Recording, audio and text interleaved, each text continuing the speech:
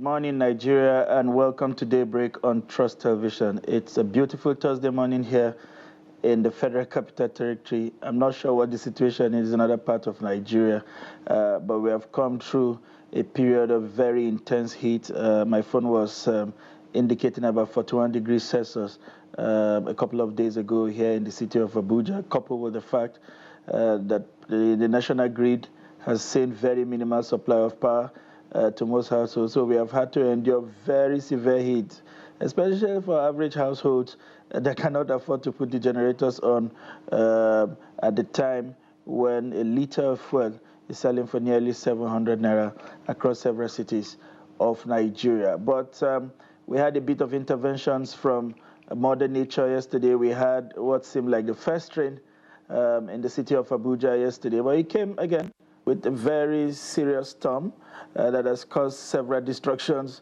around communities, pulling off some roofs, pulling down utility cables, and all of that, but basically bringing down the temperature considerably. And I'm sure a number of persons have been able to find some kind of sleep that they have not had in nearly 2 weeks. And we hope that somehow the temperatures will continue to trend down, and so that households can at least find a decent rest after a very, very productive and hard work day across their various activities as people who live around this community. It's a beautiful morning. My name is Sunday Michael Ogu, and it promises to be a very interesting conversation down the line for us today. We'll be looking at what is considered the L and K, Lagos and Kano. We'll be taking a comparison of these two historic cities known for commerce, known for accommodating visitors, with a very long history of trading along several other countries today. We want to understand how these two states, I beg your pardon, have developed and what is there to learn from each other. It promises to be a very interesting conversation, I assure you, one you don't want to miss. But before then, we'll move on to our highlights this morning. Lagos, Niger, partners on mass food production. On another news outage, minister threatens discos with license revocation. And UNICEF warns women against home child birth. Now the details. The Lagos State Governor, Mr. Babajide Sanwo-Olu, and his Niger State counterpart, Honorable Mohammed Bago, yesterday signed a memorandum of understanding on the mass production of food, tagged the Produce for Lagos Initiative. The Produce for Lagos Initiative is a long-term strategic partnership between Niger and Lagos State, where Niger State will produce food items, paddy, tubers, legumes, grains, etc., and Lagos would position itself to be a major organized market, more or less as an off-taker. Under the initiative, the farmers in Niger State will have a ready market for their produce, while Lagos State citizens will be assured of availability and price stability of food items. In the long term, the initiative would create a ready supply of farm produce directly to the ongoing massive Lagos food logistics in Ketu, Irion, and Ekpe.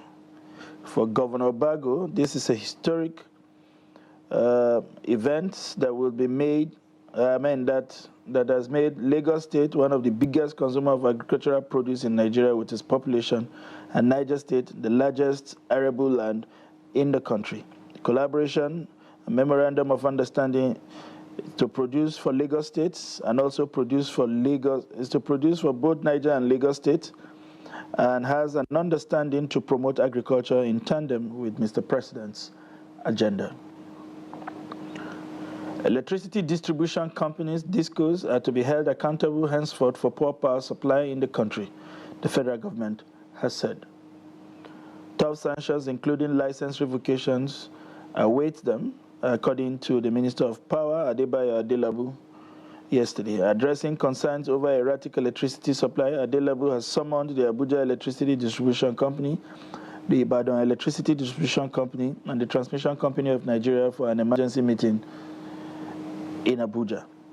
Electricity supply has dipped across the country in the last 3 months, Many reasons, including lack of adequate gas supply, grid breakdown, low supply from generating companies, the inability of discos to wheel supply from gencos, and sabotage have been adduced for the constant outage. Adelabu described as disheartening the decline in power supply despite concerted efforts to improve the situation. He noted that his ministry has been exerting pressure on the gencos to enhance their performance, resulting in a recent increase in generation to over 4,000 megawatts. Despite this progress, the minister said certain distribution companies are failing to adequately distribute the power supplied by the Transmission Company of Nigeria, while vandalism of power infrastructure exacerbates the problem in regions such as Abuja, Benin, Port Harcourt, and Ibadan. To other stories, the United Nations Children's Fund, UNICEF, has issued a warning to women against delivering babies at home in order to enhance their chances of survival during and after childbirth. UNICEF Health Officer Oluseyi Olusunde Wednesday at a media dialogue in Gombe emphasized that homes lack necessary facilities to address complications during labor. Providing insight on the statistics of home birth, Olusunde noted that 6 out of every 10 child delivered in Nigeria takes place at home, and that most of these childbirths are performed by unskilled birth attendants with a high risk to both mother and child. He also attributed the practice to slow decline in maternal and child morbidity rates. Speaking earlier, the chief of UNICEF Bauchi Field Office, Dr. Tashir Rani, highlighted the importance of gender equality, women's well-being in building prosperous economies and fostering a healthy planet. And now to our packages at this hour. Residents of Makurdi in Benue State have condemned the lingering crisis in the state's chapter of the ruling All Progressive Congress, APC, describing it as a distraction against development in the state. The APC crisis has lingered for a while with the parade of two factional chairmen, one loyal to the governor of the state and the other loyal to the secretary to the government of the federation. Jimmy Azande, who has been monitoring the developments, now brings us the report. With Benue State currently battling issues of insecurity occasioned by militia activities and herders' invasion, residents are worried that such divisions among the ruling party could plunge the state into further crisis. Their interest is at par. It's not the same. So everybody is like walking towards his interest. But believe you me, at the end of this tenure, by 2027, where elections are coming, you will be seeing regrouping of this political class. The same thing, forgiveness and whatever will be preached and reconciliation. And you will see them again after the elections. They will make the masses who are voters again to suffer after a long time until another 30-31 elections again. So I think what the politicians should do now is that they need to give us what the masses are looking for, which is good governance. Others want political stakeholders to support the state governor to deliver on his campaign promises that are geared towards addressing the many challenges confronting the state. The governor has done a remarkable restructuring and paying of pensioners in the state since the period of COVID. So I think they should be patient with His Excellency. He's doing a very wonderful job. Then, as they do call themselves elders, it's good that they should aid, assist you with their own ideas or aiders, not to come and distract you. The crisis that is rocking APC, the ruling party in Benue State, is not a good one at all. They should be able to come together, sheath their sword, and move Benue forward. His Excellency, Reverend Father Hyacinth Alia is doing well. He's doing marvelously well. We have not had the governor of his time, of recent time. Crisis has continued to rock the ruling APC in the state, with the party currently functioning with two factions. Observers say, although history has shown that this kind of politicking is common in Benue State, they opine that it should be curtailed for the greater good of Benue State. Jimmy Azandi, Trust TV News, Makurdi. Interesting developments there from Makurdi, and as some of them would say, let us allow these persons that have been elected do their job and allow the states, the opportunity to get some fresh air, as some persons will put it. Moving on to Lagos, where the increasing case of increase in house rent has seen a number of citizens who cannot afford these modern houses resort to building wooden homes, popularly called Bako, in canal areas. At the Antonio Oke area, residents have moved down the valley under the canal to provide shelter for themselves and their families following their inability to afford rents in the main city. Victoria Tokolo sends in this report as presented from our studios. According to reports, the high cost of living has forced landlords to raise their rental costs, making it difficult for many Lagos residents to afford proper accommodation. As a result, many citizens have turned to building makeshift homes made of wood and other materials in canal areas. However, this living situation comes with its own challenges. Many of the wooden homes lack proper sanitation facilities and clean drinking water, which could potentially lead to health issues for those who live in them. Despite the challenges they face, residents of wooden homes in Anthony Oke area remain determined to make the best of their situation. The house rent in Lagos is alarming. Imagine the me that is working and my wages is below, let's just say 80,000 naira. And I wanted to rent a one-room apartment, and the landlord is telling me 300, 500,000.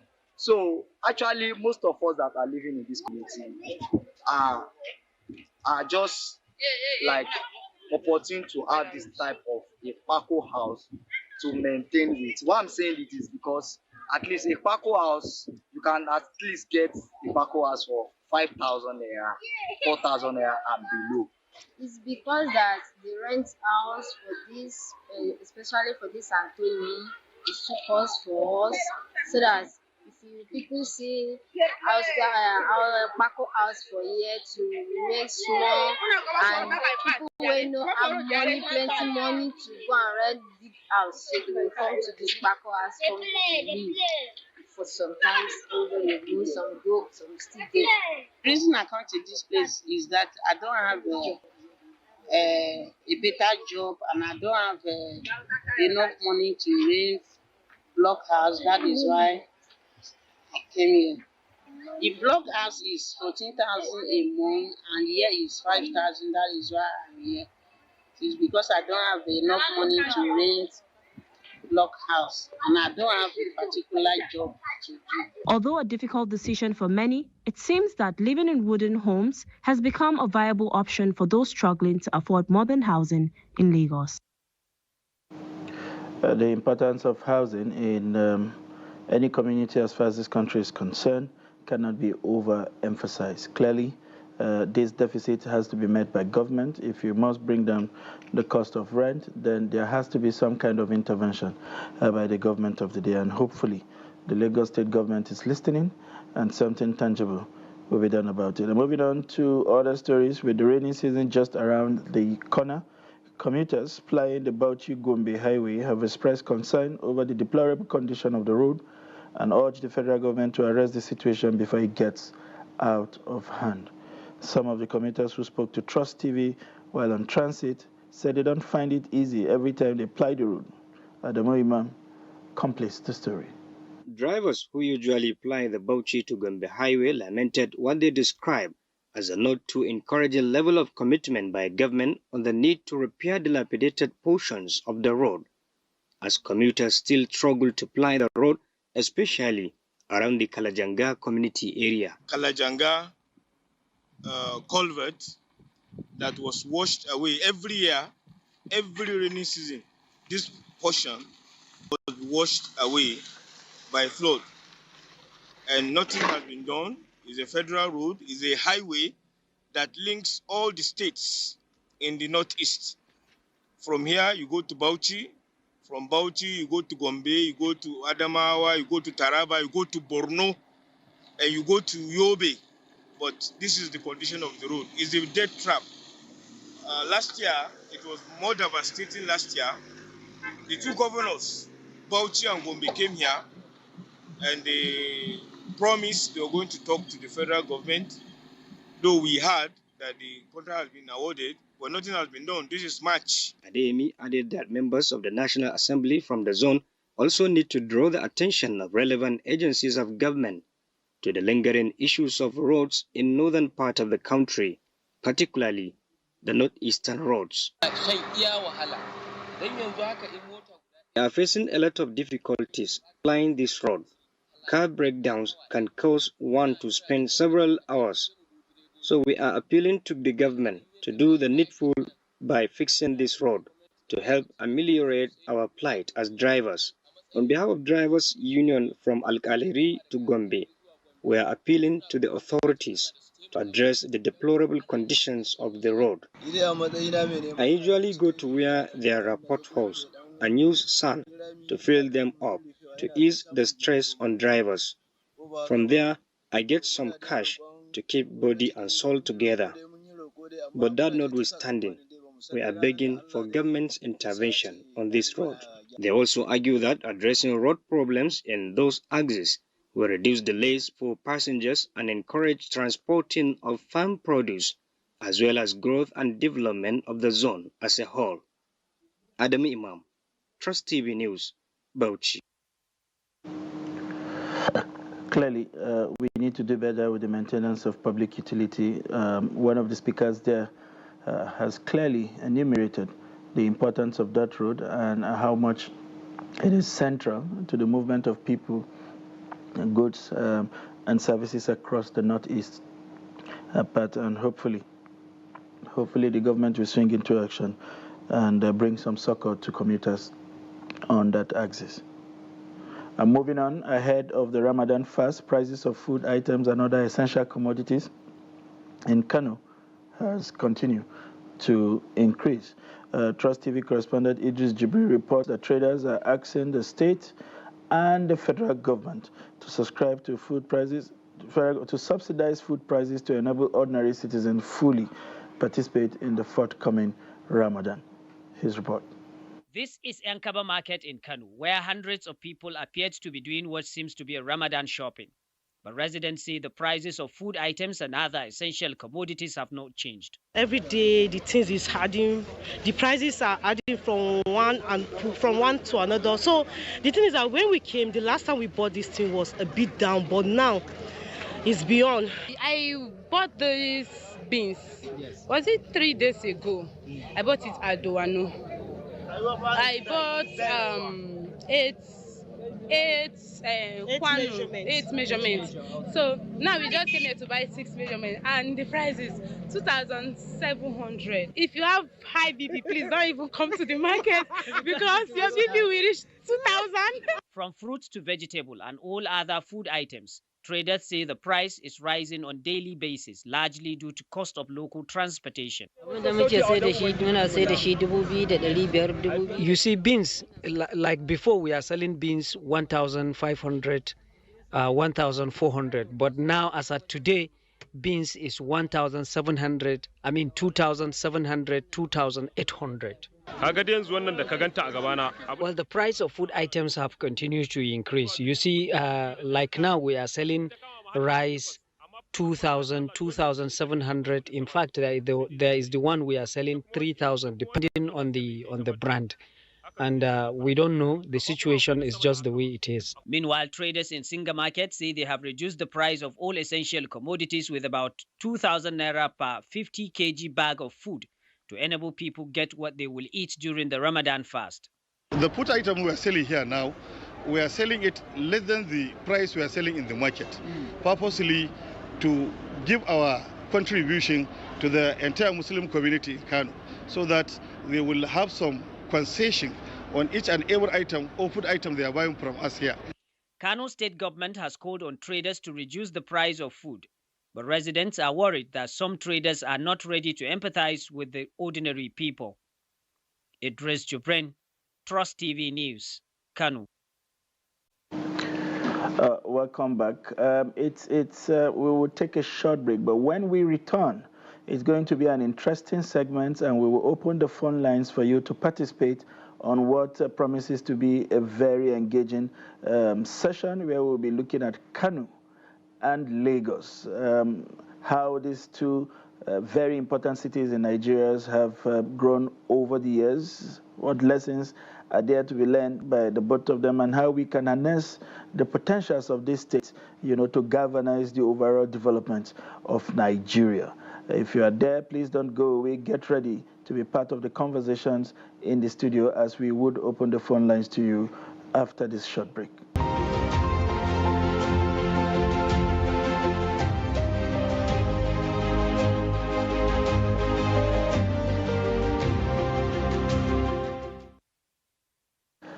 Welcome back. If you're just joining us, it's Daybreak on Trust Television. It's that segment where we take a deep dive into our conversation for this morning. As I did promise before the break, we'll have these conversations as a two-way flow. It's basically not going to be you listening to us from the studio. You would also have the opportunities to call in and make valuable contributions.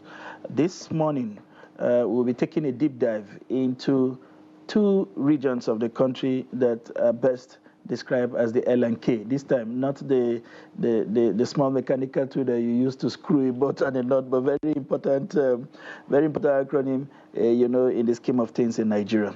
Economists have an intriguing concept they call the night light, or nighttime light. It refers roughly to the aggregate contrast of brightness and darkness during the night in a city, country, or region as captured by satellite imagery. Night lights are used by economists as proxies to measure a wide range of economic variables, such as disparity in the overall domestic product, poverty, inequality, infrastructural development, etc., between or particularly within a country and regions of the world where other kinds of data are not available or unreliable.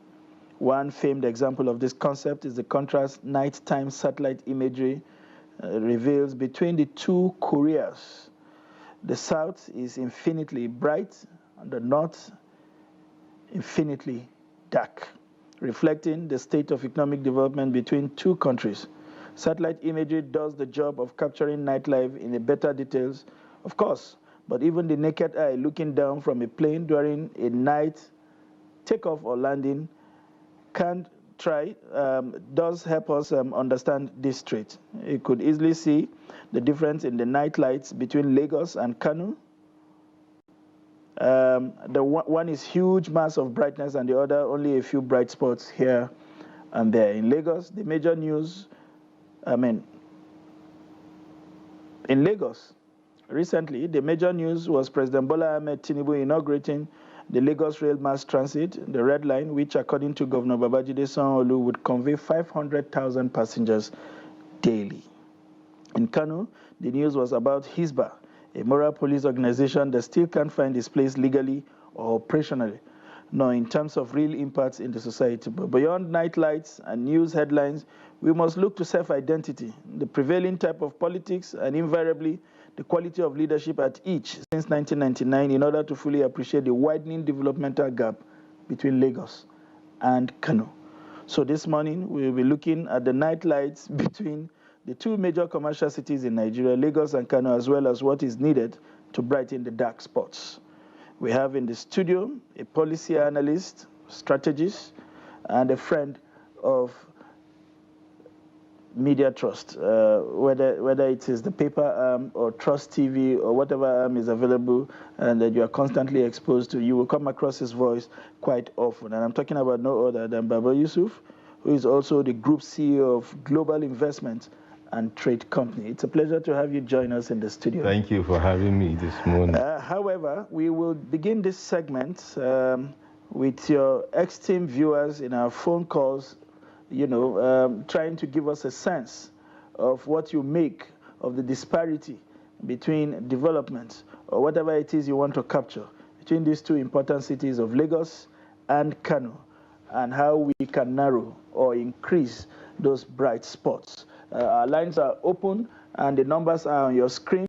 Do well to please take these numbers and reach out to us. Let us hear directly from you. At intervals, our strategist is in the house. He will help us make broader sense of these contributions and help us put proper perspective to what is happening between these two giant cities in Nigeria, and indeed how we can close this dark spot, not only between Lagos and Kano, but every important state with the kind of potentials that these two have in the narrative called Nigeria. Good morning once again.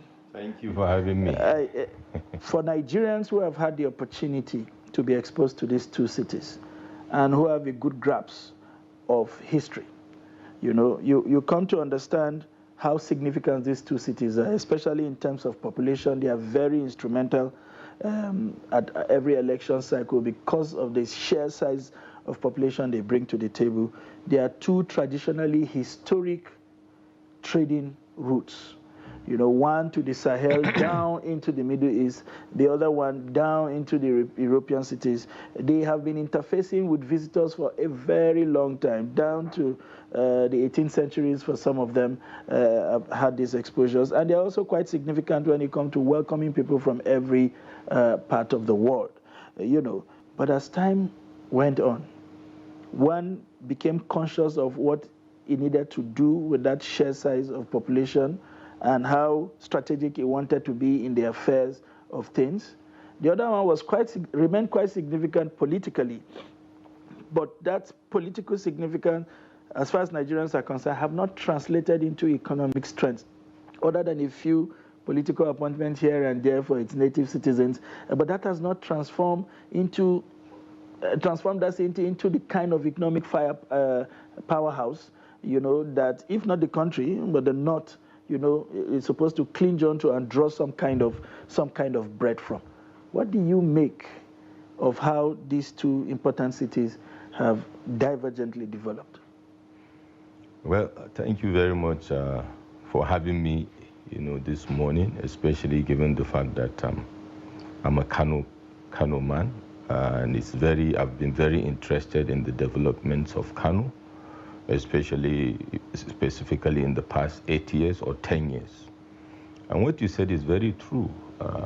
The evolution of these two entities over time is a very interesting case study for political economics and also for socio-political, thought leaders and people that are interested in development. Kano has a longer history than Lagos, spanning over, in terms of political structure, in terms of being an economic hub, spanning over 600 years. Like you rightly said, the economic, powerhouse, but I call it the economic gateway of the Sahel. Right from over 600 years ago, the political structure, the institution of, leadership in Kano transcends over 600 years. What we see today as a political structure in Nigeria, the executive, the legislature, and the judiciary has been established for that length of time. Lagos, is also another city that, sprawled out and became, a fulcrum of development, especially, when the colonial masters started foraying into, this part of the world. First of all, through, the south around Akwa Ibom, Calabar, and then later towards places like Port Harcourt and Lagos. And Lagos has not failed. Lagos has blossomed. Lagos has evolved. Now, fast forward to the last 24 years, or let's say fast forward to the 70s or 1967 or 68, when these two states were established. I think that is the starting point for us, and see how far they have run that race up to this moment. And the numbers are very clear if you look at how they have all evolved. Of course, Lagos had the opportunity of being the capital of Nigeria, but then Kano had remained an economic mainstay. Like you said, we had the numbers politically. We have always been key to any political success at the national level. Suffice it to say, also Kano had been a shining light of opposition party politics, along with the likes of Lagos, right from the First Republic. So Kano has not been a state that has any reason to be lagging so far behind, especially in the last 24 years since return to democracy. It's a very sad, scenario. from an IGR. Now we are lagging we are now about the 8th in the IGR table. The last time I checked, Kano is supposed to be close, or even closing or head-to-head with Lagos in terms of IGR, in terms of innovations in bringing in, income, and in terms of infrastructural development. I would dare say I would have loved to see a Dubai of the Sahel in Kano. People that have been advanced, in ideology, in philosophy, in trade, in commerce. And sadly, this is where we are today. Yeah, unfortunately, but Nigerians would think that Kano started off on the right track. The likes of the family of the Aminu and Tatars have been trading for almost a century. Yeah. And they've traded across the West Coast for that long. They've been exposed to those. We've had other successful, basically the Aminu and Tatar are among some of the first publicly registered entities in Nigeria. That's correct. And at some point in the early 60s, we saw the blossoming of the cotton trade, leading into the textile factories. Yes. And the evolution of some of the biggest markets in the sub of the Sahara, the Kantinkori market, the single market, and all of that. At what point did you segue off that development track? Suddenly, the factories started disappearing, the production hubs just became a trading hub, essentially, and all of that. What exactly happened? Where did you miss it? First of all, it is actually Alhaji Al-Hassan Ntata that is the patriarch of the Ntata dynasty.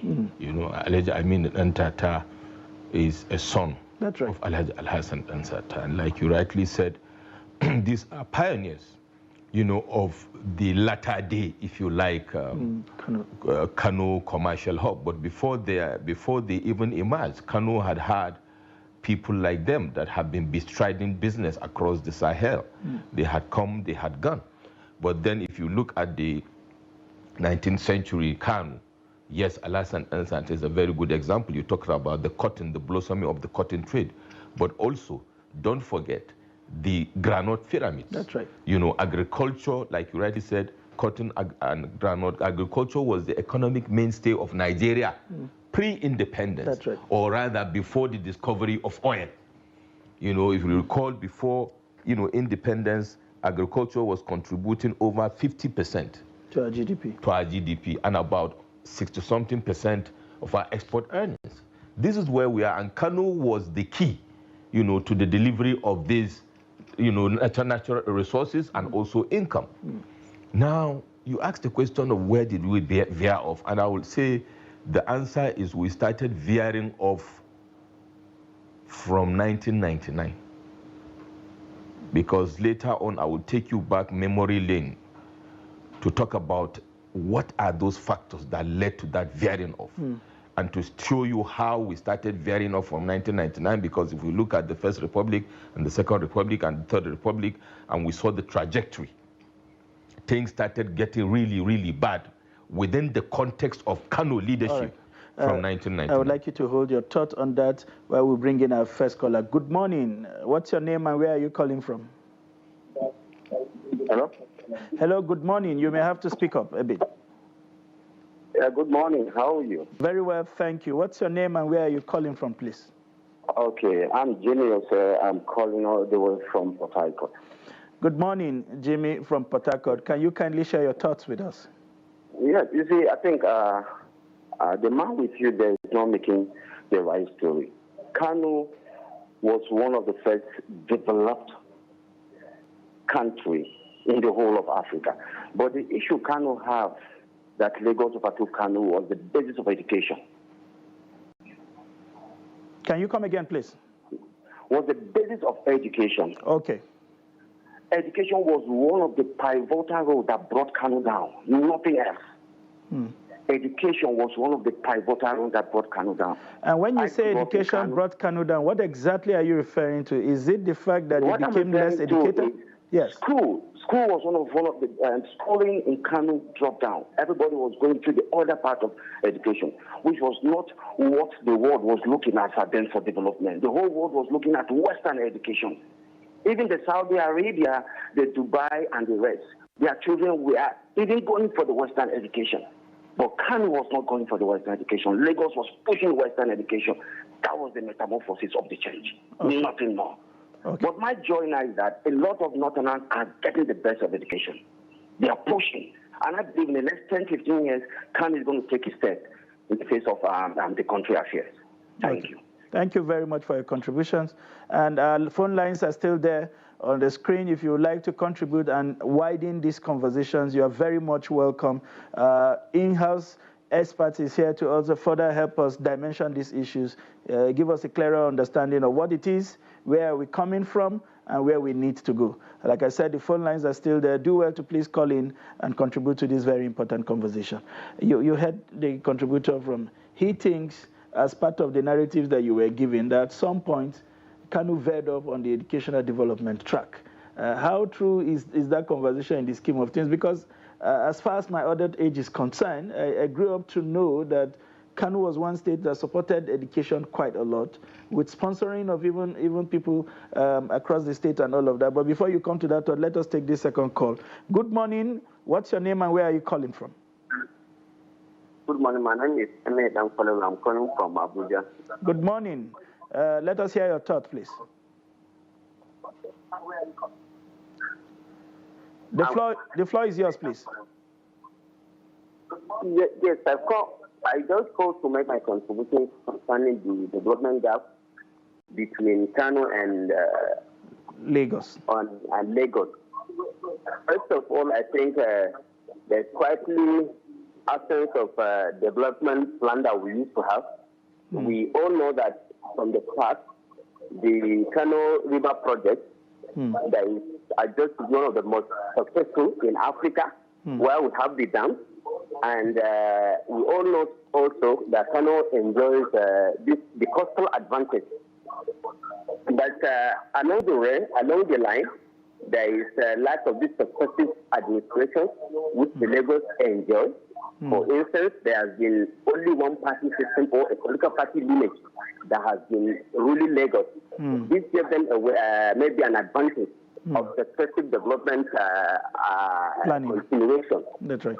Then also, if you look at the way our leaders in Kano dream, for instance, the Eco-Atlantic City is a very internationally standard economic dream, and that is, I think, has an advantage. But if you go to Kano, there is one project, Kano Economic City, that started during Governor Shekaro. Okay. And I think when you go, it's just like a one small plaza or a small market. So it was just in terms of scope. Kano are not even dreaming big. Then thirdly, what I think has contributed in the backward of Kano in terms of economy is this pipeline. Yes. We all know that there is this gas pipeline that runs from, I think, from Escravos to Lagos, passing through Ijebu around Ogun. That's where there is a concentration of industry. Yes. And our own gas pipeline in the north, I think it's called at Jakuta. That's the current the AKK project, yeah? AKK project. Yeah. There has been effort to bring it to Kano, but it has failed. The reversal of this petroleum sector reform that started during Eradua. Yes. And which was if Eradua had not even reversed the project, because Obasanjo, before he handed over to Eradua, he maybe constructed a Russian company that to complete this AKK. But later on, it was reversed and abandoned. Only for during Muhammadu Buhari, it was later revived and nothing was done. In up to now, even the only one component of the project, the gas, because the project is an integrated project. It has about 3 power stations, 1,000 megawatt in Abuja, 1,000 megawatt in Kano, that's right, 1,000 megawatt in Kaduna. So the project has completely downgraded Kano. The industries completely died down, and there was an effort too by Kano State government to this independent power project. Okay, can you kindly round up your thoughts so that we can further digest these issues? Yes. Yes, sir. So my own submission is that Kano needs to sit down a round of. Yes, sir. Thank you very much. Thank you very much for your Very insightful contributions. You heard some of the issues that were raised there. Let me correct on screen quickly that the AKK project is still on. I had the privilege to inspect that project lately. It has been frustrated slightly by funding and the insecurity on the Kaduna route, which has scared contractors oftentimes, but I know that some portions of that segment are on. The 1,000 megawatts power in Abuja was also commissioned by this government with a 3-year timeline. I'm not speaking for the government, just to help us balance narratives in public discourse. But thank you very much for your perspective. We'll allow our guests to respond to some of these issues and further build this thought around some of the issues that were raised. The floor is yours, sir. Thank you. So I will start with Mr. Okwe from Port Harcourt. Thank you, Mr. Okwe, but I think he jumped into the conversation late, because I even went back to speak about the position of Kano and how vast it has been for over 600 years. I think so. What he's saying, I think, has been overtaken by that. I'm sure he got the conversation midway. But fast forwarding to the key issue he raised with regards to education, I agree it is one of the bane of our development. But I think he did not contextualize it properly. I disagree with him. Because if we go back again into history, the records are there. Kano in northern Nigeria is one of the, it was one of the, shining lights or beacons of education. I remember clearly, Rumfo College is my alma mater, set up in 1918. And then became a middle school in 1928, if I'm not mistaken, has produced a lot of leaders in this country.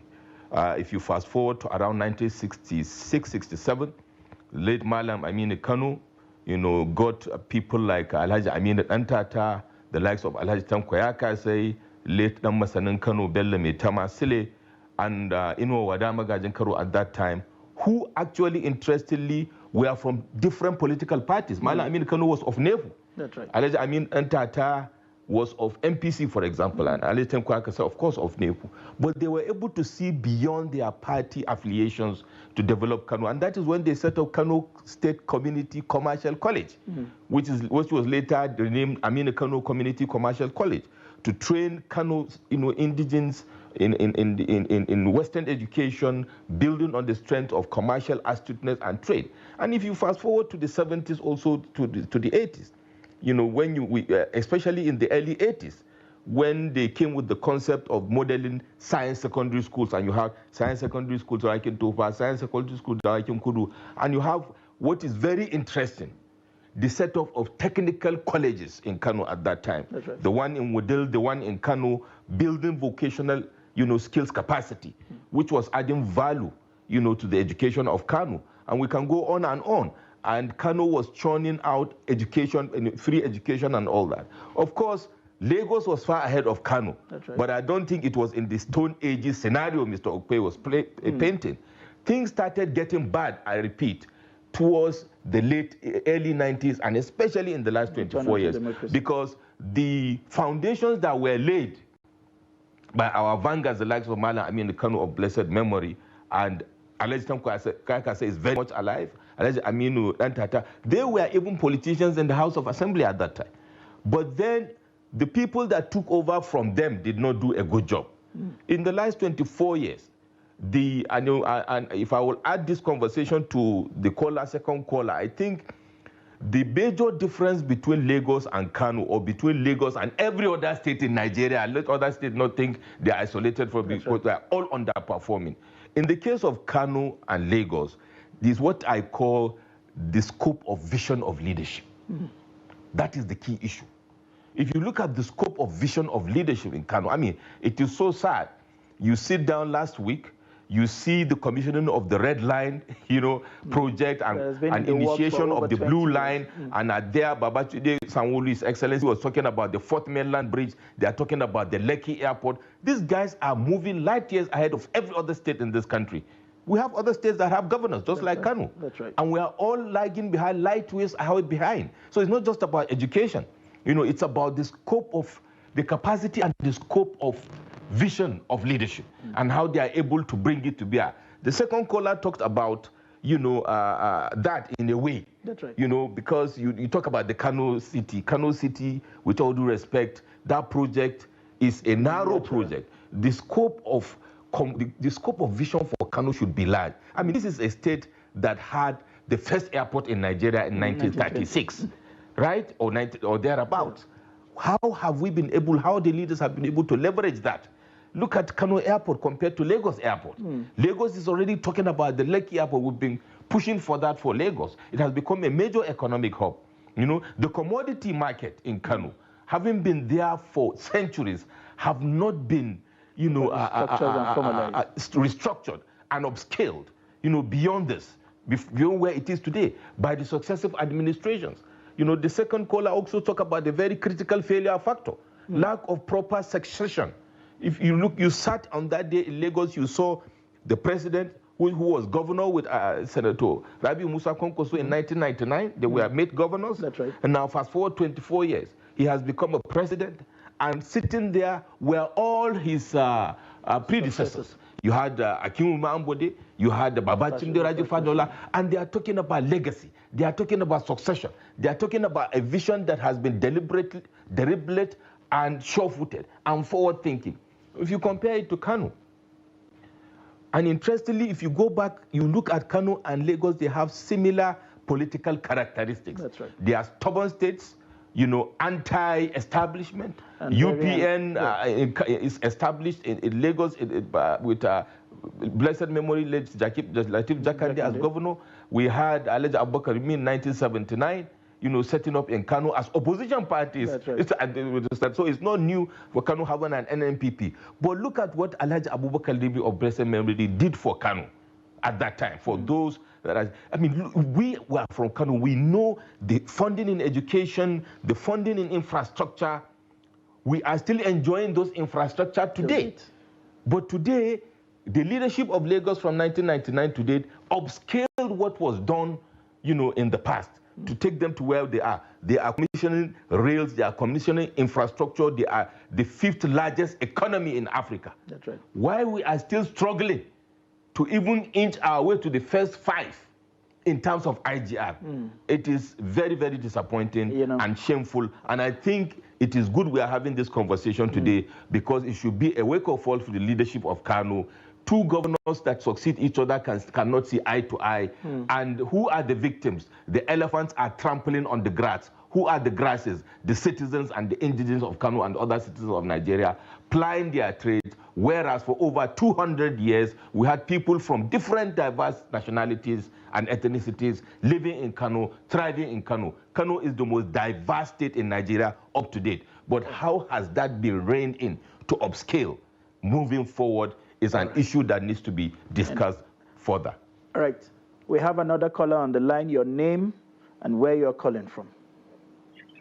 Yes, I'm Kusa Tewase calling from Abuja. Mr. Tewase, good morning and thanks for joining us. Your thoughts, please. Thank you. Just as the discussion is saying, number one, leadership is key. While Lagos is outsmarting Kano in terms of development, especially industrial development. But while he talks of leadership, I think he should expand it a bit on the entire northern region. Our biggest problem in the north is the issue of agriculture. If you look backward in the pre-colonial independence, when the 3 regions were competing in terms of development, agriculture was the key to make the northern region economy better off than all other 2 regions put together. But immediately after independence, when oil was discovered, the exploration of the oil, the northern elders have shifted their attention to oil. Look at the oil industry, you see the dominant actors in the oil industry are northerners. They have completely forsaken agriculture. So what is affecting Kano is not just Kano, but the entire northern region. You agree with me, look at the moribund agro-allied industry in Kaduna that could have employed more than 10,000 youths. So what Kano is suffering is not just Kano alone, but the entire northern region, and it is the bankruptcy of agriculture. If the northern elders will wake up today to resuscitate agriculture in the northern region, Kano will pick up as it was in the past and the entire northern region. Thank you. Thank you very much, Mr. Tewasi.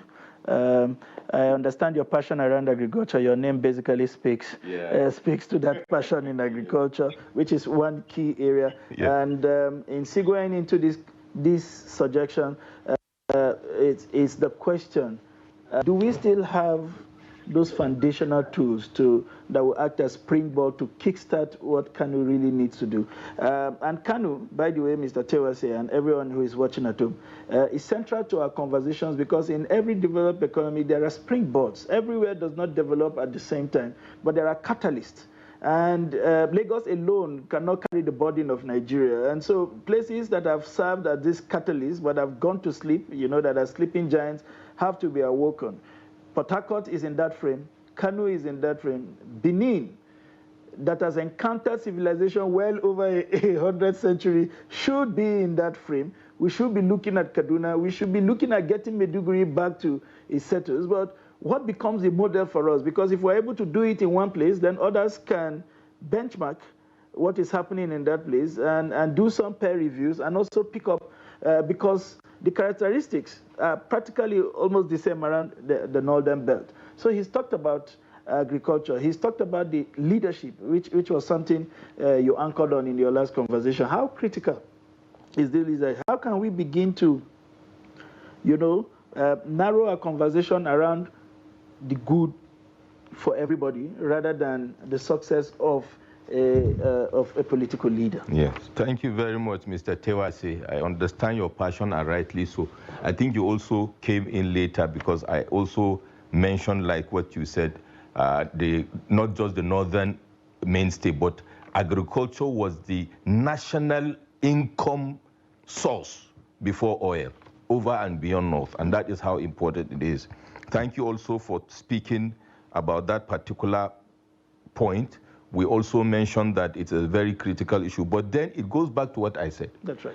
It's all about the scope of vision of leadership and how they are able to rein in that and situate it to their state. But I will still I like what he said, to say, look, wake up call, it's a northern issue. We are beginning to have a lot of conversation about that. The north of northern Nigeria is becoming the most backwards. If you look at all the indices, I mean, the last, indices that came from the Nigerian Bureau of Statistics, the multidimensionally poor indices. Yeah. The chunk of the multidimensionally poor are from northern Nigeria, and especially northwestern Nigeria, for example. Now, coming back to this conversation, another point he mentioned is about the industry. I remember back in the day, riding my bicycle to go to school. From my area around Tarauni, the entire Dakata axis and Bompai was an industrial layout on this side. That's right. From tanneries to leather works to bottling companies, all the works. Every morning you see the troop of people gainfully employed, producing, adding value to the production economy. And the other side, southern axis of Kano towards the Sharada, which came out later in the early 80s, metamorphosed as a major industrial hub that we're churning out. But then remember, about 200 years before that, Kano was an industrial location. You have the tanneries, and you had the tie and dye craftsmanship in Kofarata. You had, even before Kantin Quarry, the old Kano market, that Kurmi market, where we were producing a lot of crafts.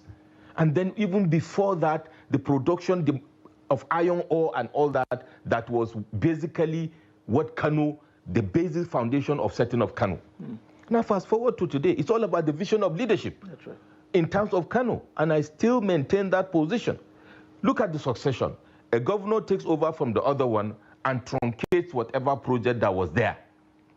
And then when you come with the scope of the project, you start asking yourself, is it a Kano state project or is it a local government project? It is so sad you see people in Kano going to watch an overhead bridge in 2020 and marveling at how we have an overhead bridge.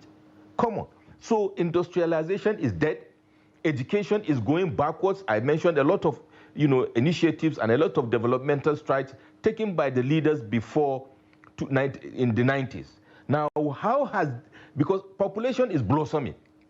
And the dynamics of life have been changing. That's right. How have these political leaders expanded their scope of leadership to be able to accommodate this blossoming population, to educate these people, because it's a critical success factor for development?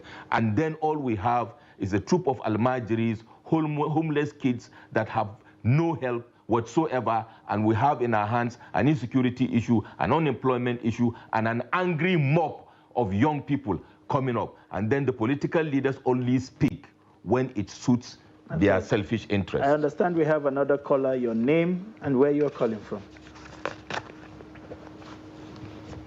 Oh, sorry, we lost the call. So some of the things you have said, you know, has brought us to a place where we need to ask the obvious questions.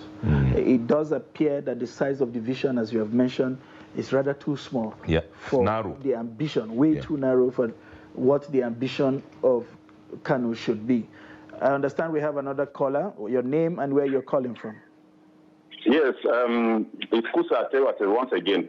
Oh, thank you very much, Mr. Tewase. You have something you quickly want to add? The discussant drew my attention to a particular issue. Okay.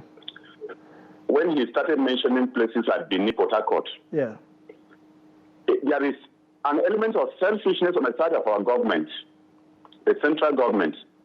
If you could remember, those of us who are of age during that time, we know of Boko Seaport, One Seaport, Calabar Seaport. All these are catalysts of development. But in the situation where these seaports are scattered all over within the eastern part of Nigeria, and pressure is mounted on Lagos Seaport alone, I think this is also a key factor in terms of economic development. The national government should do it well in order to liberalize port system in Nigeria, so that other places, other sides of the country should experience the phase of economic development arising from this factor. Okay. Thank you very much. Thank you very much, Mr. Tewase. So two things I wanted you to speak to. One was, it has become clear that the set of leaders we have had fell short in terms of what the visions or the size of this vision should be. Where do we look to, you know, to restart this conversation around where Kano should be, and how is it a citizen-led thing? The same citizens who are also predominantly engrossed in conversation about political ideologies rather than development. Where should we look to finding that spark, you know, that will restart the conversation around how much potentials we have and where we should be headed and the kind of things we should be interested in. That is one of it. And the other side of it is, where do we begin? You are a strategist. What are those quick wins? What are those things we should start trying to? Because today, it does appear that our big cities are working in isolation. We have talked forever about the train connecting Lagos and Kano that should enable a connection between the hinterlands and the port cities. We are not seeing that, not necessarily because the government is not willing to do that, but even the people, as he is saying, who should benefit from this kind of connection, who should understand the nexus of this kind of connection, are not pushing for it. The conversation comes up during the elections, and once the elections are over, they just take the back seat. And by the next election, they are coming back with reassurance to deliver on the same thing they had promised over 24 years. Where should we begin to have this conversation? Thank you very much for that question. But before then, I want to build on what Mr. Tewase said. Thank you very much, which is very true. But then I want to also draw our attention to a very important factor. Whether the government is selfish or not, we should remember that the northern Nigeria has been leading Nigeria for more years than any other leader from the south. How have we leveraged that opportunity? How have we leveraged that advantage? If you count the number of presidents that have emerged, if you are talking about central government, we have produced more presidents than any other region. So, if that is the case, those presidents must have allowed it, which is okay. I think it still goes back to the local leaderships or domestic leadership or regional leadership, if you like. Because Lagos from 1999 to 2007 was in opposition. That's right. At a point, President Obasanjo refused to even give Lagos State their subventions. President Tinubu, at that time governor, ran the state without federal government subvention. Now what we have is governors from subnationals running to Abuja every other week, cap in hand. In fact, they are mostly in Abuja than their states. That's right. All they are waiting for in queue is like what we see in my state in Kano, Almajiris lining up to collect handouts. What are they waiting to collect? Federal allocation. There is no innovation, there is no value creation, there is no value innovation, there is no value protection, which are the key cornerstones of leadership. And that is what Lagos has been able to do, which other states in Nigeria have not been able to do, more so in the northern Nigeria and so part of the south. Now, taking it off from there, you asked a very important question. You see, when there is a robust vision of leadership, then based on that, there will be a strategy. The question is, do we have a Kano strategy, development strategy, that is robust enough to carry what Kano should do or how Kano should go, where it should go? The answer is no.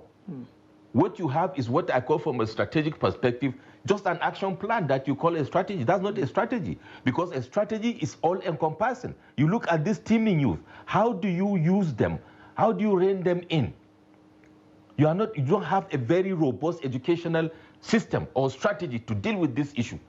Of course, in this case, you can't do it in isolation, because every other person will run out of their state and come to Kano. So how have you done also your critical stakeholder engagement? You are talking about where to start from. So in the case of Kano, which is also going to be a national, because I'm going to engage our fellow Nigerians in the next few days with regards to this. The critical failure factor of Nigeria is not the poor people. Neither is it the political leaders. The biggest people that have done a disservice to the development of Nigeria are you and I, the elites. And that is the starting point. Because those are the only people that can engage the political leaders. They are situationally aware. They are part of the leadership structure, either as civil servant, public service, or in private sector. It appears most of the time we are in cahoots with the political class. We only make noise when the issues are not serving our vested interest. Then we come with this gaslighting methodology of making it as if we are in it for all of us. And talking, using sentiments of ethnicity, regionalism, and whatever. We are the issue, not the masses.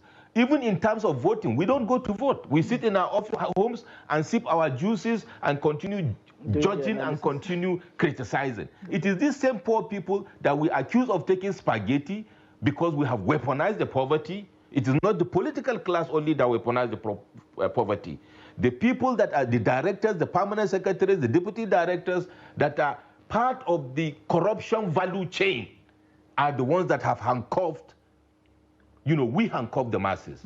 So we should not be mocking at people collecting spaghetti, but hide our heads in shame for being part of this corruption value chain. And the beginning is for us to wake up and start realizing that somebody say we are in the minority, but we are the powerful minority. And we should start speaking to the issues. We have the education, we have the know-how, we have the network, we have the contact.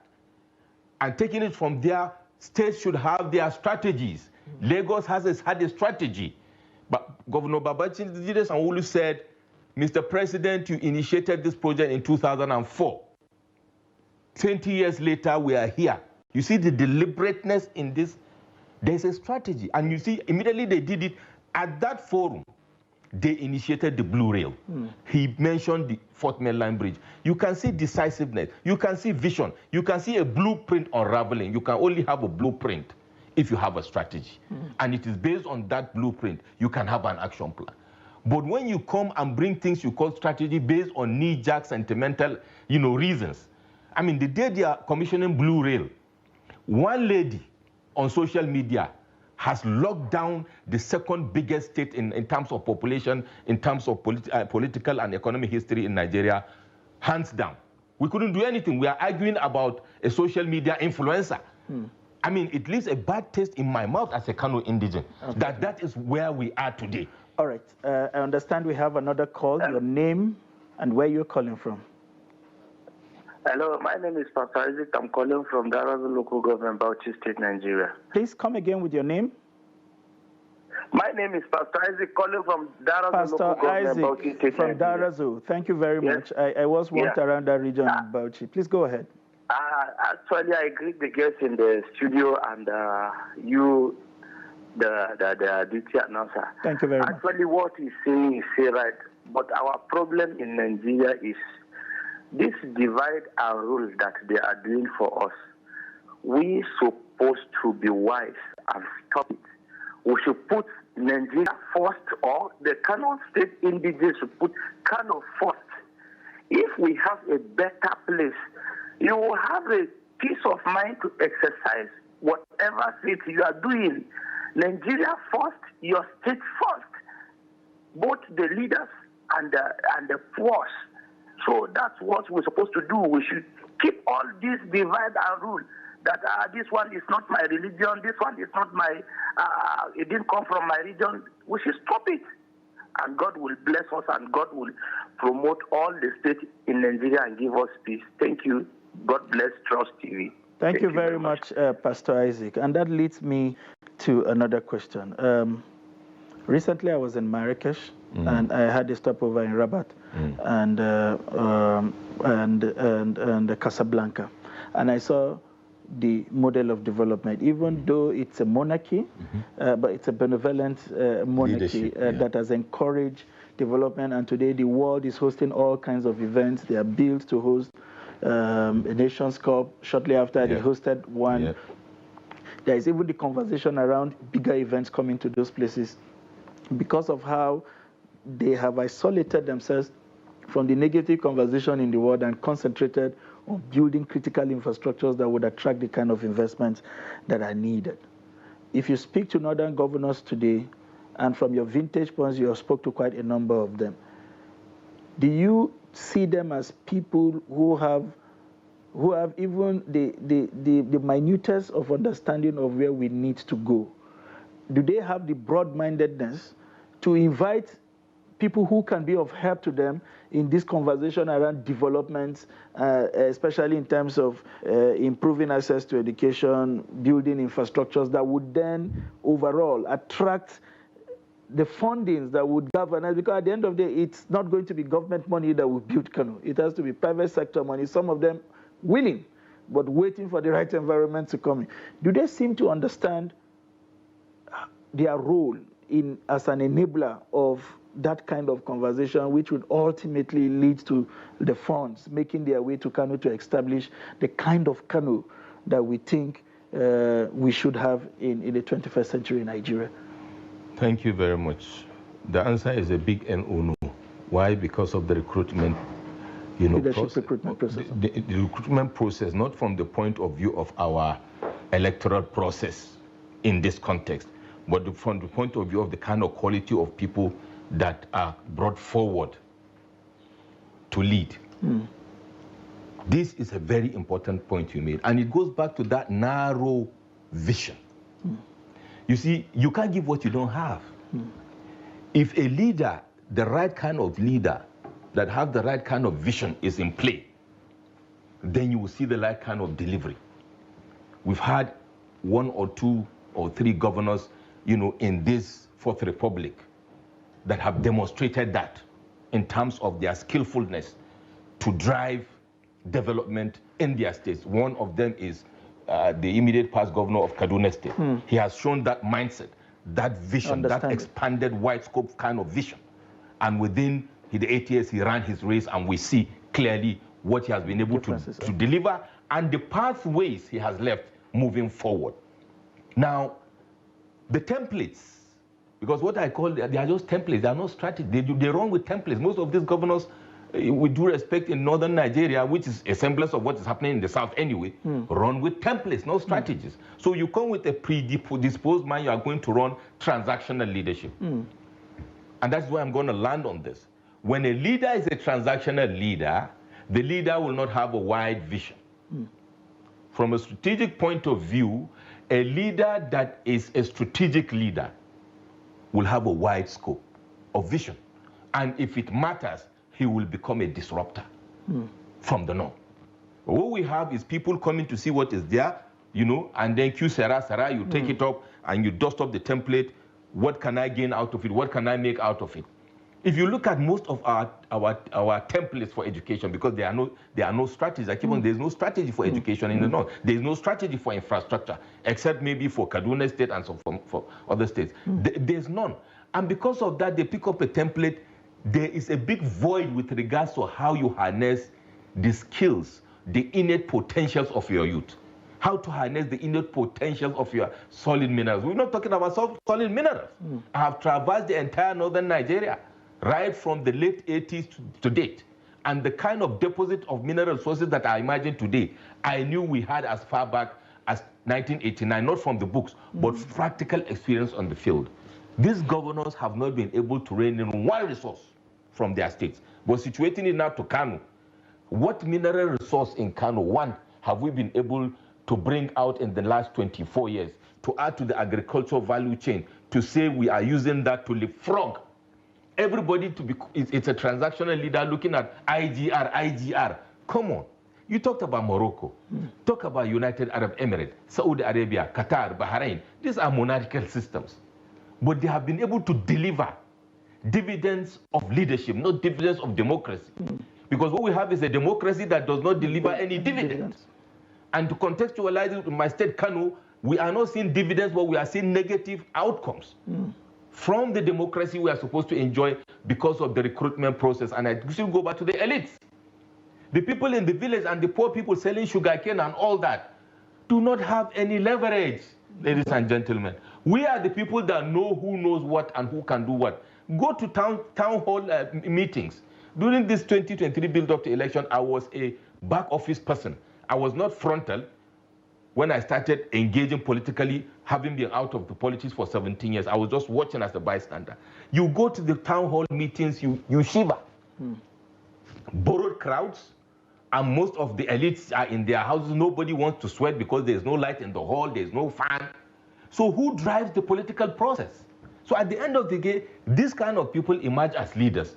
And largely, we have the people that are in the chair or in the seat of power that do not have what it takes to even understand the issues, because it is only when you understand the issues that you can provide solutions, isn't it? That's right. And that is the bane of our growth in Nigeria, north, south, east, west. We are talking about Kano today, but if you take the situation of Kano, you will even see that Kano is even far better than other states in the south and other states in the north. And people come to say they want to become presidents of this country. And if you go back and see their performance at subnationals, you now start asking yourself, are we really moving forward as a nation? You struggle to identify people that have capacity, not because they are known, but because as a people, we have a different variable for consideration of the kind of people that become our leaders. I think we have a good way of describing people who do not ascribe to that, to our generally prescribed norm for leaders. People who don't share money are described as stingy people. Yes. Yes. So if you arrive at the seat of power, you would not share money, so you are not ideal. Apparently, the job prescription on the mind of the average leadership recruiter is different from what it should be. And sometimes, I spent over 7 years in Lagos. I sit there and I tell myself, it does appear like some governors in this country wake up the next morning, buy newspapers to read about their contemporaries in other places and what they are doing, and they said, okay, if this guy is dominating the news for the right way, let us do something, and then they gather a piece of textbook, go to a place, share them, and they're in the news. But that brings me to a very critical point in this conversation as we wind up. When you look at what's happening around the world, especially in emerging economies, they are beginning to recognize the power in clusters.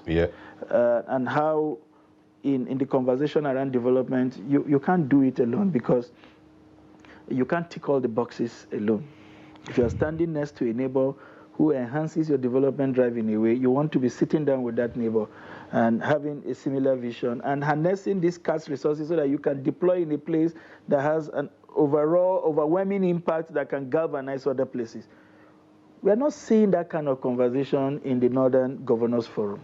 We are not seeing it in maybe Northwestern Governors Forum, if there is any such thing. What we see when they gather are conversation around things that are at best beer parlor gossip.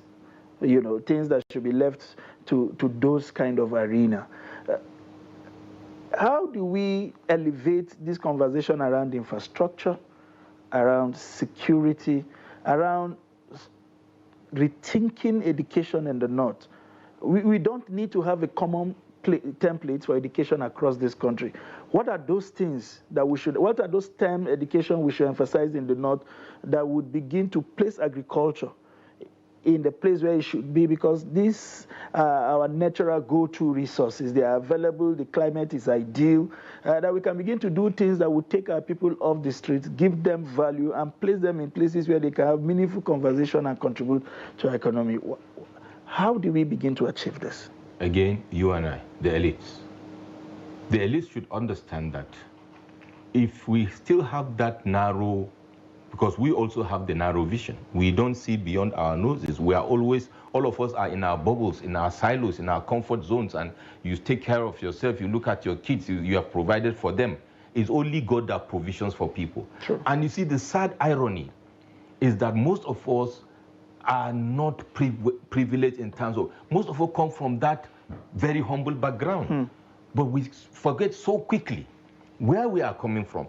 Most of us are beneficiaries of good leadership, okay? But we forget so quickly. I am one of those that enjoyed my pencil finishes. I go to the headmaster's office, I say my pencil is finished, they give me a new one. I finish my exercise book, I go to meet the headmaster, he tears it and he gives me a new one. I enjoy free education to a certain level. Why can't I give back? A lot of these young people today do not have the opportunities we had. So the elites need to sit up. They are the ones that have the job of transforming Nigeria as a nation and going back to the society to drive these governors to do the needful. But the problem is most of us are also transactional. Like I tell you, we are part of the corruption value chain. We hear a very firebrand critic today, firing from all cylinders. Tomorrow the person has become an opposite of what he's talking about. And these are people that are sound, educated, exposed. What happened to our conscience? How have we become so minute in our thinking, in our person, that everything is about Naira and Kobo? What about the legacy you want to leave behind? What do you want to be remembered for as a person? Because whether we like it or not, you look at your family left and right. If you are married, from your wife's side, from your side, 1, 2, 3 people, you see people that are part of the masses cycle. So it means that we are shooting ourselves in the leg. And to be honest, the bigger we are as a country and the bigger we are as states and more developed, the better we are as a people. True. And I believe it is still those elites that should drive those conversations, that should in it. And importantly, we should be part of the political process. We hardly vote. We hardly engage in political processes like legislation. We only read newspapers like the governors you talk about. Everybody reads the newspaper and goes with the flow or goes with the trends. We go on WhatsApps and we ventilate and we pontificate, but we are not part of the political process. We blame people that are in political office. We call them all manner of names. Call them whatever you call them. They will continue to be your leaders until you drop from your high horse and be part of the political process. All right. I wish we had more time to continue to dimension into this conversation, but I'm sorry. For want of time, we will have to anchor this conversation at this point. But our social media handles are there. Our social, you can engage this conversation on, and we continue to ventilate on some of these issues until such a time where we get to a point where we develop active citizenry. Ezekwesili would say the countries that developed did not do that because their leaders liked them more than our leaders liked us. It was the citizenry demanding from the leaders what they wanted, in covenant with where they want to go to, and holding the leader to fire. We've been talking to a strategist, a policy strategist, an analyst, and the CEO of Global Investment and Trade Company.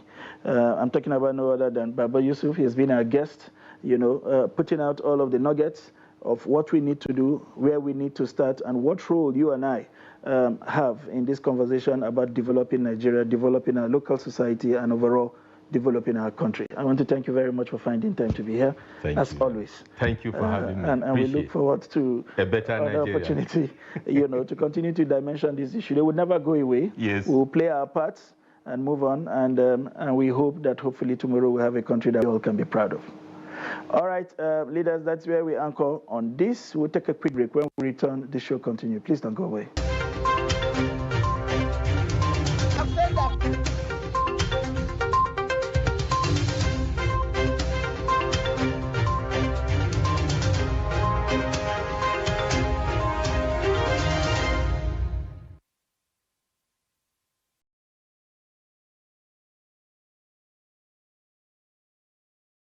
Welcome back. If you're just joining us, it's Daybreak on Trust Television, and we would now take the stories that made it to select national newspapers this morning. And as usual, we'll begin with the Daily Trust.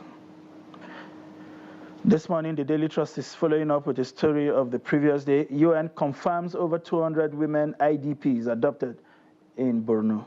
With the riders, families ask FG National Assembly to rescue loved ones, and terrorists burn IDP houses in Dikwa. And there you find that gory image on the front page of some of the cows killed during the gunmen attack at Famso community in Barikin Ladi, local government area of Plateau State yesterday. Two other stories: over 40 killed as militia group clash in Benue. Hardship, reps seek 100,000 minimum wage for workers. And Buhari, 8 years of printing money without productivity caused inflation. And that's coming from the coordinating minister of the economy. Headers, 50 cows, sheep killed in Plateau attack. And those are some of the stories that made the front pages of the Daily Trust this morning. We're moving on to the Guardian newspaper this morning. It has that major story on the front page, which reads, "Deaths, unaccountable security votes may hobble state's police plan." And you have all of the images of the governors there on the front page, and how, at the end of the day, the conversation begins and ends with revenue. You can't have state police that you cannot afford to pay. You just would end up succeeding in setting up another group of menace that will become a problem rather than solve the problem that brought them up in the first place. Boko Haram strikes again, raises several homes in Borno. NPA to consolidate 2023 performance, reconstruct Tinkan Port. I understand over $1 billion, if you like, 1.5 trillion naira has been set aside for that project. Appeal court strikes out FG's bid to retry Ojikalu on alleged 7.6 billion fraud. And Edo Assembly begins impeachment process against Deputy Governor Shaibu. And moving on to the next paper, the Nigeria Tribune, the major story there is Africa turns out for Adesina's Awolowo's Leadership Prize. And this is understandable. The Nigeria Tribune is it's one of the awards leadership legacies, if you like. Tinubu, other African president, Obasanjo, Jonathan, governors, captains of industry, royal father, diplomats in Lagos for Awo literate. It is time to restructure Nigeria. Adesina says, Awo, a compass for generation of leaders. According to Tinubu, says Nigeria would surmount its challenges. How award winners are chosen by Ayoku, and Adesina is like Awo, Tanzanian president. Well, whatever that means. Moving on to other stories. Senate to meet Tinubu over security architecture. To meet Tinubu, our security architecture has failed woefully. Ahmed Lawan, and we are tired of 1 minute silence. This is coming from Ndumi. Apparently, this is coming on the back of the renewed attack in Borno shortly after the government told us that the original ideology of Boko Haram has been defeated over 90%. And to other stories, families of 733 others killed as militia group clash in Benue. And finally, for this morning, we'll be looking at the Vanguard newspaper. And on the front page of the Vanguard is images from the tribute of one of Nigeria's finest banker who transitioned to the great beyond after a helicopter crash that involved himself, his wife, and his first son. Thierry Sanusi, I thought I would die before Wigwe. Wow, interesting, and whatever that means. You see pictures there of the MD CEO, I think that is Roosevelt Ogbonna, the Lagos State Governor, the Vice President, Ike Mokwade, and somewhere down the line you find Africa's richest man, Aliko Dangote, and sandwiched between them, the surviving members of the family of Herbert Wigwe. To other stories, bloodbath in Benue, 50 killed as militia gang go to war. Benue is becoming a free-for-all, it appears. I hope we don't descend to the state of a banana republic. Edeguba Shaibu served impeachment notice as Oshemole denies involvement. NLC TUC issue 7-day ultimatum to Soludo over workers' welfare. And we are determined to consolidate our 2023 superior performance. And that's it on the front page of The Guardian. We now have joining us in the studio, as usual, a friend and pathfinder, the editor-in-chief of Dateline Newspaper, Malan Nasrullah. It's a pleasure to have you join us this morning. Good morning. It's just me and you in the studio today, so the chances of not dressing alike, it's it's very high because you pander away from me. There is nobody to pander to. That's fine. True. It's good to see you again in the studio. Quite a number of issues on the front pages of the newspaper this morning. But the painful one, which is what Daily Trust has stayed with, is the UN, which is a major stakeholder in providing humanitarian support around the North, is confirming that well over 200 women were adopted, as confirming the Daily Trust report of the previous day. But what is of concern is the conspiracy of silence from the Borno state government, from the federal government, from the military authorities who should know better, because this was an IDP camp and they had responsibility for security and what have you. What exactly do you make of it? Is it an attempt not to make people in power look bad at the expense of this number of lives that have been taken, or that we have become tired of the negative stories and we just want to do away with them and concentrate on other things? Honestly, it's quite unfortunate that we have to do it this way, because whether we like it or not, UN is a credible organization, and probably they have even better feedback mechanism than most of our governments and agencies. So honestly, for them to come out with these figures to say that based on an estimate, they have like well over 200 mostly women and children that are now in captivity with Boko Haram or insurgents or terrorists or whatever name you want to give them. And it is also unfortunate that it is happening at this very time, because we are very close to, like, I think the 10th year anniversary of the Chibok abduction. During the case of the Chibok abduction, because it had to do with girl child education and what have you, there was like global response. And but what I don't understand is the fact that this thing happened almost a week now, and the government at the state level and at the federal level have not said anything about it. It's like saying that it didn't happen. And all the families that are now affected by this, honestly, I don't know in what light they will now see the government. Does the government really care about the people? And then how do you secure the people? Because what the UN actually said is the fact that within the IDP camps, you find it difficult to make a living. You have to venture out to try to get one or two things to augment whatever the government and other partners are helping you with. So you have to just go beyond, the areas that are secured. And if the government cannot do that, then honestly, I don't see why the people will continue being kept, in these camps without giving them all the things that they need to have. Because if they can't have it, they will have to venture out. And if they venture out, you can't predict what is likely to happen. Some school of thoughts when this information started sprouting up was that there seemed to be an unorganized consensus around frustrating the idea of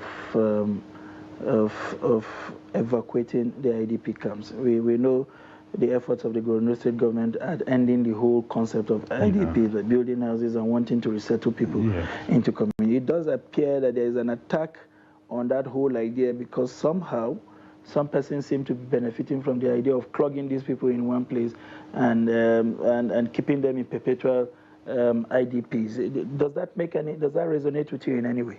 Yeah, it does, because, there are so many people that are actually benefiting from the misery of people.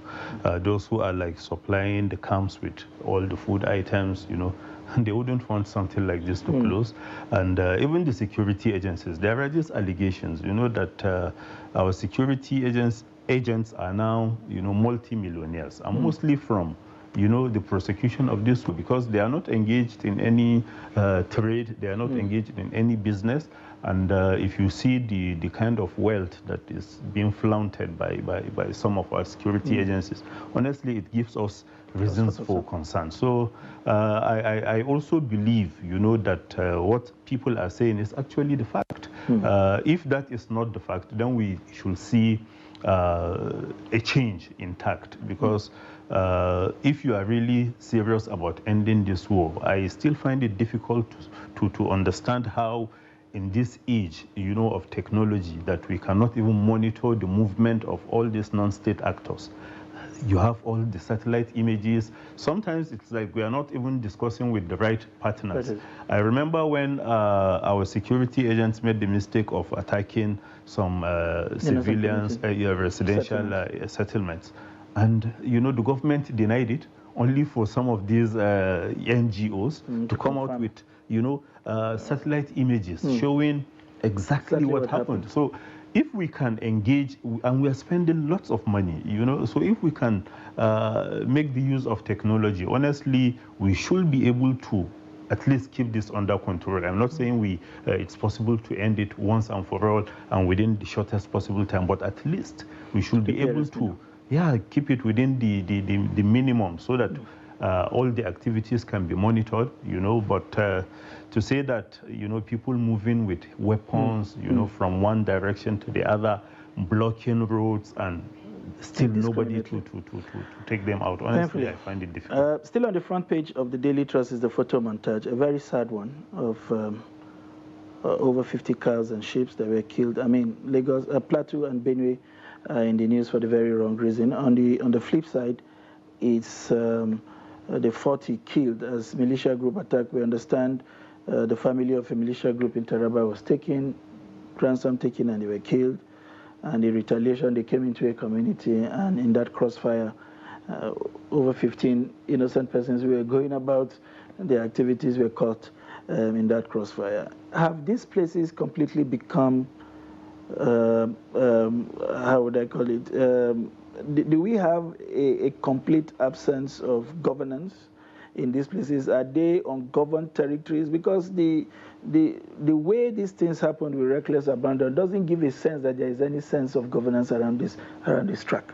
Well, there is governance, but honestly, they are not doing the right thing, because if you look at what just happened, it means these people are known, but probably because they are aligned to one political party or the other, they are allowed to continue. And this is exactly what I would think that actually happened. Because, talking about militia from Taraba to Benue, and then there is no security agents, virtually absent.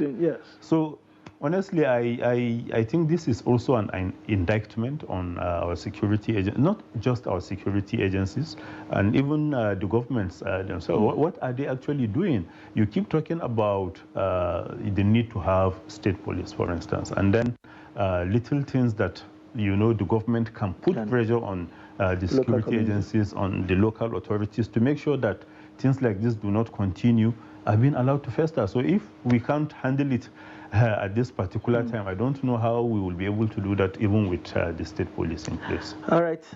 Some interesting stories there that made it to the front page. Today, the police and NEMA are saying they are tightening security around warehouses, and especially following the incidents in Abuja. And in other papers, we hear the president has directed immediate distribution of relief foodstuffs in the city of Abuja. But does it seem, from the response of government, that they truly understand what this situation is?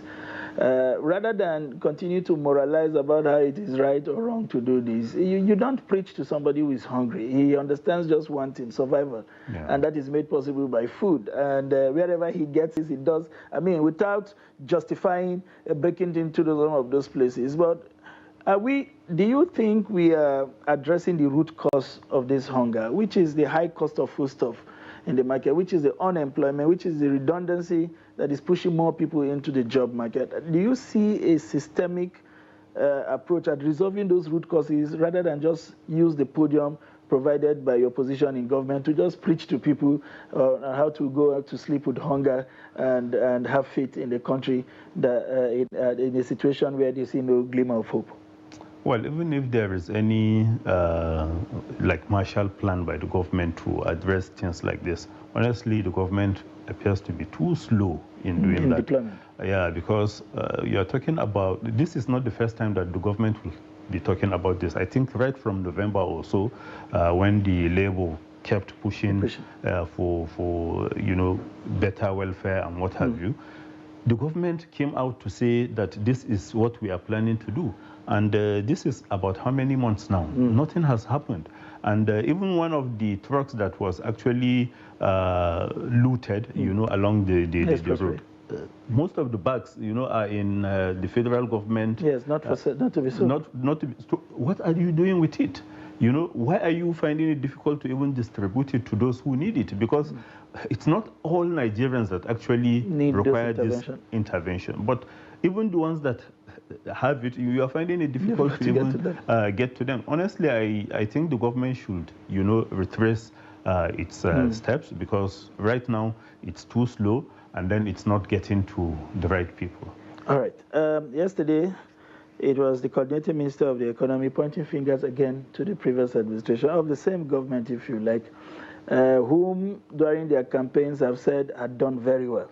And then suddenly they are now in the saddle and they are trying to explain some of the circumstances. And some persons have said, at the point of entry, if you had given us a synopsis, this was what we found on ground. This is our net position cash. This is our net position loans. And, this is the situation we met on ground. Then it would have been easier for Nigerians to express some sympathy and say, okay, you met a near terrible situation. But, after inheriting the goods, as the president will say, the liabilities and all of you, then midway, when you have tried several policies and people are not seeing results, you tell people that it was a certain 23 or 30 trillion naira ways and means that has plunged us into. If it is not that, it is the senior president telling us that Mefele is the single reason why we are where we are and all of that. Are you getting tired of these kind of narratives already? Because a narrative that points at the problem but doesn't suggest how we are going to get out of it doesn't offer any glimmer of hope. What was your impression when you heard this? Well, certainly by now, even if maybe in the past we are not aware of what actually happened, the government has said enough. Yes, the previous administration failed to discharge most of its responsibilities. Yes, we understand, but now it is your time. There is this saying in Hausa that whatever you will give to an orphan, unless if you are trying to able to replace that lost parent, then it's needless. It's of no value. But you keep telling us about what the previous administration. We are no longer in the Buhari era. We are now in the Tinubu. That's why you were chosen. That's why you are now in government. So honestly, you should tell us what you are doing, to make sure that we are not back in the days of the Buhari administration. And this minister in particular, he has been given the chance, even during the, if I remember correctly, when the Daily Trust held its dialogue, he was invited, but he didn't show up. He didn't even send a representative. So when you have the opportunity to address these issues, you find a way of dodging, and then only for you to appear in other places and blame it on the blame. Honestly, I don't think this is the right way to go. All right. To another interesting story that made the front pages of the paper would be the suggestion by the House of Rep. I'm not sure how that sits with the Nigerian workers of 100,000 minimum wage when labor is demanding somewhere around a million naira, which is about 900% more. But do you think 100,000, given Nigeria's current situation, appears to be appropriate minimum wage? And beyond just the appropriateness, is this something you think private businesses can cope with in the face of inflation, increasing cost of diesel to run businesses. I mean, you are a proprietor of a business, for instance, high cost of transportation. Is it realistic that an average business in Nigeria today can keep pace with 100,000 minimum wage? Well, it's good that even the labor is trying to review, that 1 million minimum wage issue. They are not talking about 500,000 or so. Probably if we engage them further, they may come down again. But talking about 100,000 naira, honestly, I don't think the present, situation, what inflation is doing to the economy, I don't think 100,000 will be enough, to take care of the Nigerian worker. Let's break it down. For instance, if you are a family man and you are to spend 1,000 naira, for breakfast, 1,000 naira for lunch, and then 1,000 naira for dinner. If you do that for 30 days, you will be spending 90,000. And what about other things that you will need to do? You will need to pay for transportation. You will need to pay transportation. Probably your child may fall sick. You need to take him to the hospital. So even talking about what will that, amount to? So if by now, we find it difficult to even pay the minimum wage that is by law, state governments should do it. The private organizations should pay. How many of them are doing that? So many state governments at the local government level, for instance, are not paying the current minimum wage. Even the 7,500 naira that they are supposed to be paying, so many of them are owing. So I think the Nigerian Labour Congress, the workers, and even the government should be realistic so that we get to the bottom of this once and for all. Because I think we should even tie it to inflation. We shouldn't just peg it at a flat rate. If the inflation is high, we find a way of adjusting so that we can keep pace with development. All right. Very quickly, in 30 seconds, is a comment by the Minister of Power around threatening to revoke license. Do you think he's playing to the gallery? I mean, he beginning to appear like somebody who is, we are beginning to see more words than real actions. The darkness have not disappeared in Abuja. In fact, this last heat wave has been one living hell for an average person in the federal capital. So is he playing to the gallery, in your opinion? I agree with you. He's playing to the gallery. Because if you are like, what's the threat about? Go ahead and take action. If you think these discourse are not, discharging their responsibility the way they are supposed to, do away with them. What does the law say about, the contract you entered with all this discourse? If they're failing in it, then you can also take action. All right. You've heard it all from analysts. I think it was that popular movie, The Good, the Bad, and the Ugly, where the good, at some point, when he took out the bad man, said, if you want to shoot, shoot. Don't talk. If you want to take action, take, and stop talking about it. And that's the much we can take this morning on our newspaper review. I want to thank you very much for finding time to stop over again and again, as always. Thank you. Thank you. All right, viewers at home, I hope we have brought values to your living room today, and thank you for providing us free access to your home. We would continue to do our best to be the best station of choice for you and your family. Let's do this again tomorrow. I'm Sunday Michael Ogo.